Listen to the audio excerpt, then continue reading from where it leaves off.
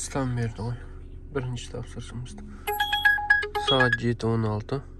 Міне мынаны аламыз. Алысқа барамыз, Құдай қаласа. Алынсашы. Бәсе. Алынбайсын басылай. 2850-ге ма солай алып қойдым. Тазасы осындай қалды. Заказ бермей жатыр. Коэффициент деген жанып тұр. Сағат 7:52. Неге заказ бермей жатыр? Ассалаумағалейкум достар, қазақша каналға қош келдіңіздер. Сіздермен бірге Мұрат. Достар, бүгін 2 мамыр сағат 8 болды. Мен жұмысты бастап қойдым, Құдай қаласа. Бір заказ орындадық. Жақсылап тұрып жұмыс істейік дедік. Енді мынау ай жақсы, бір әдемілеп жұмыс істеп көтеріп, кассаны нормальный көрсетпесек болмайды. Әйтеуір анаған бір, мынаған бір көңіл аударып бар ғой. Солай нашарлап кетті. 2 мамыр мен Тарлан Парк Про дегенге ауыстым. Кешеден бастап. Кеше бүгін енді Проға ауыспасаңыз жексенбі күнгі бонусты бермейді екен. Сол үшін ауысып алдым. Осылай бастадық енді, Құдай қаласа. Бірақ заказды бермей жатыр. Білмеймін не үшін екен. Қызғанып жатыр ма Яндекс менен. Мінекей. Комфорт плюс 500 бен Азербаевадан Байтұрсынова жақын заказ. Плюс 500 бен беріп тұр. Кеттік. Қуанышымыз көпке созылмады. Отмена жасап тастады.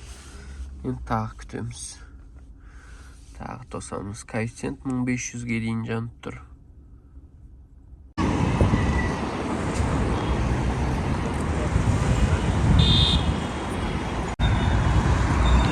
Окей, осылай болады, короче. Ештеңе болмаған. Короче, таң атпай ДТП ғой. Негізі кішкене мынау адам на принципке барып жол бермей тидірді машинаны. Енді көп ақшада кетпейді ғой десем, жоқ, мен сен айтқан жерде істетпеймін ғой, 10 мың болады ғой, анау дейді. Тряпкамен кетіп қалатын зат. Енді кінәлі болғаннан кейін көп әңгіме айтпайсың ғой. 10 мың бере сал, кете салайық деймін. 7000 теңге ақша бар екен, бере салайым, братан. Максимум болса 5000 теңге болады, но полировкасы десем. Жоқ, онда гаишник шақырта салайық дейді. Хорошо, шақырта салайық дедім, мен өлмеймін, не болады.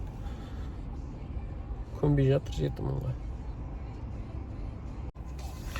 Өзі енді машинасының бамперлері салбырап, кішкене машинасында шаршап қалған екен. Сол үшін сала салды ғой деймін. Мынаның машинасы новый, соға салайық, мен правпын ғой деп. Еще формада жүр. Мен білем да, бұлар прав болса да ДТП жасауға болмайды бұларға. Сонымен мен айттым, мен 7000 теңге ақшам бар. Виноват. Мой косяк. 7000 берейін, сосын кете бер десем. Жоқ, онда гаишник шақырайық дейді. Мейлі енді көнбесең шақыра сал, бесплатно істеп беретін зат маған жігіттер деп не істесем. Анау қарталы 31-ге звондадым. Мәке, максимум болса 5000 теңге болады ғой, бір есік дейді. Максимум болса. Мен мынаны алып барғаннан кейін мәке, мынаған ақша бермей қойшы деп айтатын зат, мынандай сызық қой. Машинасы 2015 жыл максимум. Акцент рестайлинг. Оларда 16 жоқ қой. Сол машина.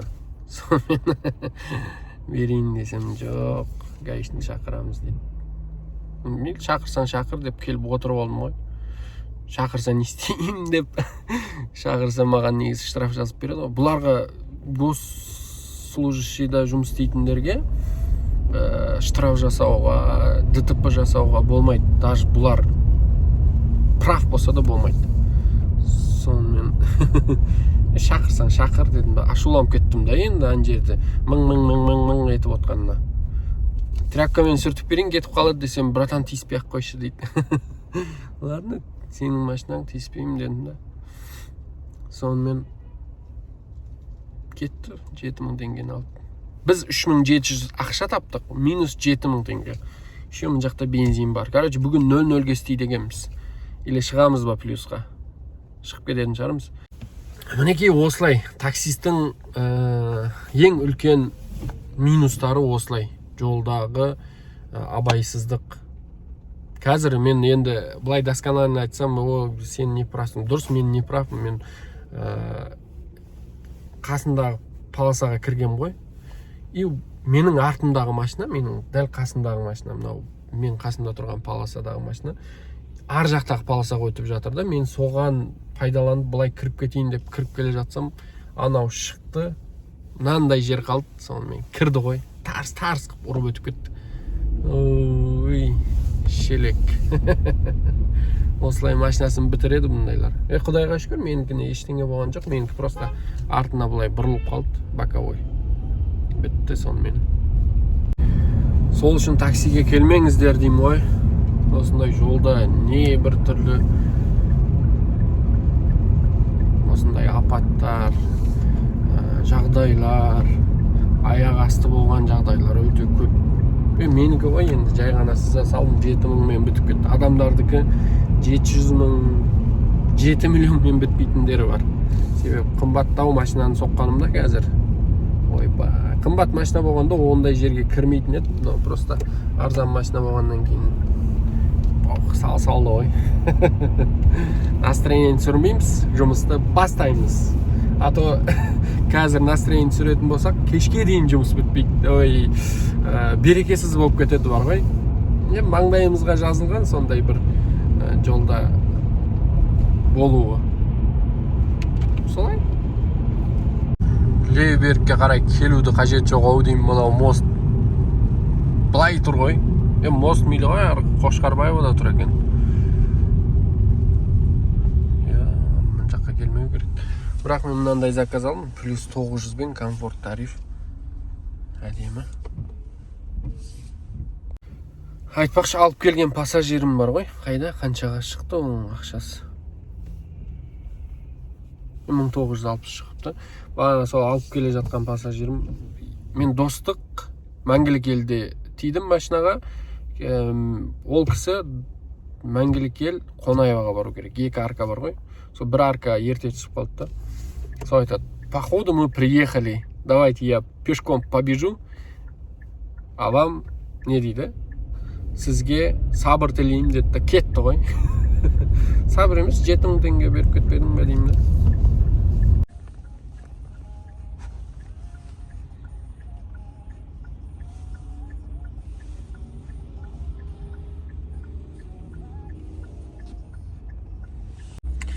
Жиырма 3 минутта жетігенге әкеп тастадым. Қазір комфорт плюс қосып қойдым, себебі бір магазинге кіріп бірдеңе жеп алу керек болып тұр. Пожалуйста, убедитесь, что вы не оставили. О, болды, шықты, біздің кәсәк шықты. Болды, үйге кеттік. Сіздерге андай ДТП-ның несін қойып қояйын. Видео YouTube'ға кірген кезде мен ДТП-ға түстім, мен кінәлімін деп жасайтын бар ғой. Интрига жасайтын бір сурет қойып қоямын, содан кейін кіресіздер. Мәге, 7000 чё деп айтасыздар. Ештеңе болмапты ғой деп. Беган айтам да. Сабыр, барлығы жақсы болады дейді. Соның сөзі есіме түсіп қала береді. Бірдеңе болса бар ғой. Көбісі айтады ғой, сабыр тілеймін мәке, такси оңай емес, сабыр тілеймін деп. Берекесін берсін деп қояды. Рахмет айтқандарыңызға. Мінекей бір магазин табу керек енді. Анау конечный жақта бір дені дұрыс магазин бар шығар. Сол жерге барып, бірдеңе алып, жеп алып, содан кейін қайтадан жұмыс бастаймыз енді. Бір магазинге кірсем ештеңе жоқ екен. Оның үстіне заказда түсіп қалды, комфорт плюс. Алыс емес, қысқа бір комфорт плюс. Соны апарып тастап, сол жақтан бірдеңе көреміз енді. Қазір 980 теңгеге алып келдім.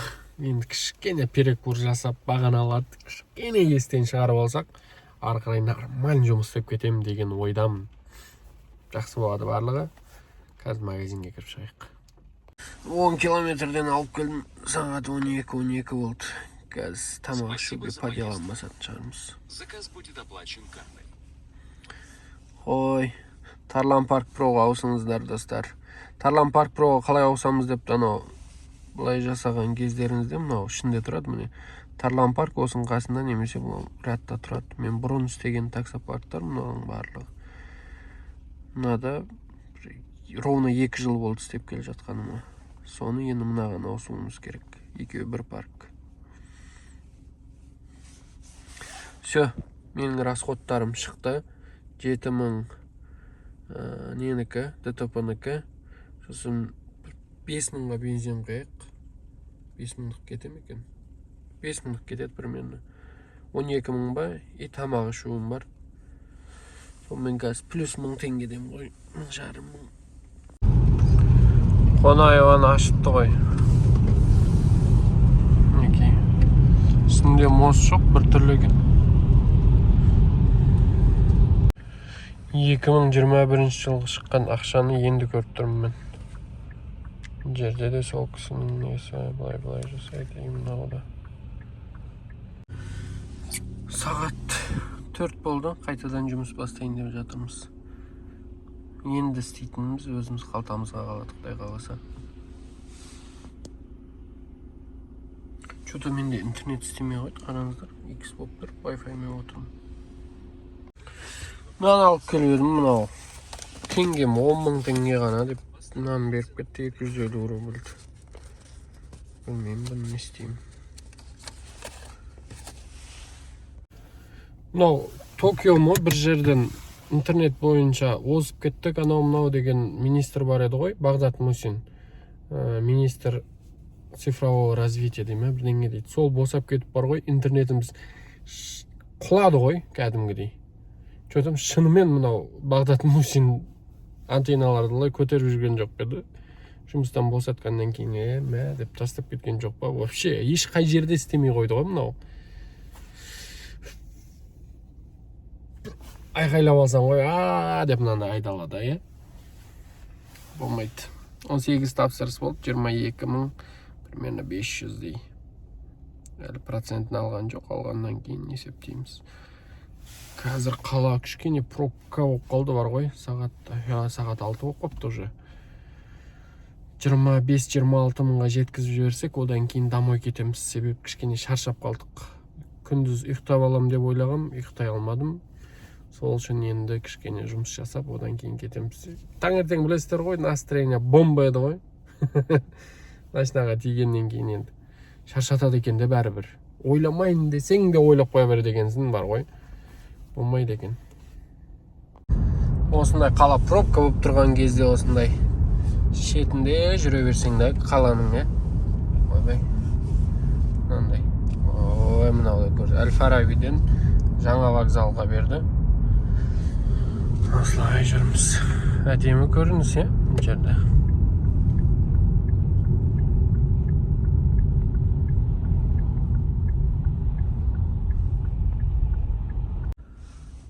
Тапсырыс 23.870. Сағат 18.24. Заказ берем екен осы жерде. Қалай ойлайсыздар? Қазір TikTok шықылап отсам, кім деді? Біреуге алданып қалған, біреу 2 миллион берген, біреу 1,5 миллион берген, біреу 4 миллион берген, біреу 20 миллион берген. Сондайларға қалай алданып қала бересіздер ме? Осы тоқтамайсыздар ма алданудан? Ой, мен анаған мынандай алдандым. Еще барлығын сол жерде көрсетіп жатыр. Даже мошенники деген кино да шықты бар ғой. Сонда да не ғой?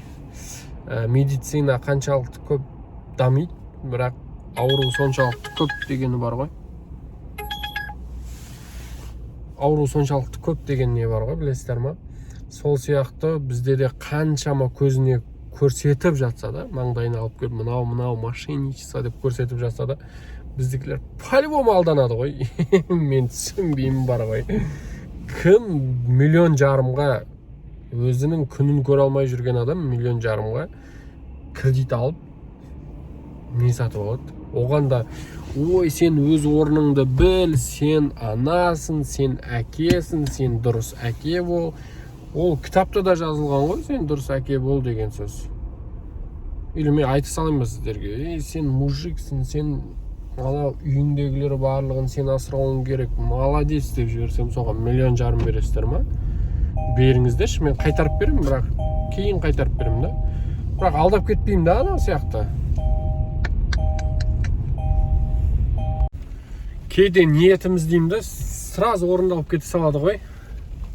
Бағана айтып жатыр едім ғой, ой, осындай пробка кезде қаланың сыртында жүре берсең деп. Енді мен слишком сыртқа шығарып тастады ғой мыналар. Арбуз деген супермаркет бар ғой, ой, онлайн супермаркет әкеп беретін. Соның складына келдім, қазір көрсетемін. Енді мынаның ары қарай жер жоқ, аяқты салбыратып отыратын жер. Мынаны қараңыздар, мын жақта ғой промзона. И промзона, анау зауыт бірдеңелер бар ғой, соның ар жағы ол қала. Соның бер жағында жүрмін мен бар ғой.